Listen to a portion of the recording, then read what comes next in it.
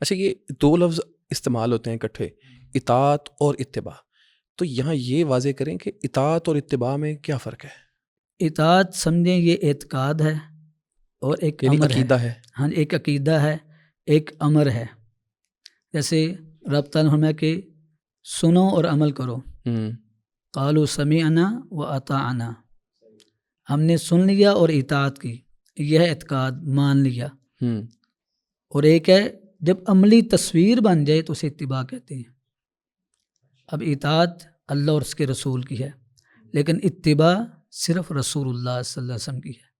اللہ کی اتباع نہیں ہوتی، اللہ کی اطاعت ہوتی ہے۔ تو اللہ نے جو حکم دیا ہے وہ اطاعت کرنی ہے ہم نے اس کی، اور اس کی جو عملی تصویر ہے وہ رسول اللہ صلی اللہ علیہ وسلم کا عمل ہے، ہم نے ویسے عمل کر کے دکھانا ہے۔ تو جب ہم عملی تصویر پیش کریں گے تو وہ اتباع ہو جائے، یعنی رسول اللہ علیہ السلام کے عمل کو کاپی کرنا، ہاں، آپ کے یہ عمل اتباع کو، ہے۔ بالکل جیسے آپ کی چال تھی، ڈال تھی، آپ کا اٹھنا بیٹھنا، آپ کی تجارت، آپ کی عبادت، یہ سب کیا ہے؟ جب ہم ان کو عملی تصویر میں لائیں گے تو یہ اتباع بن جائے۔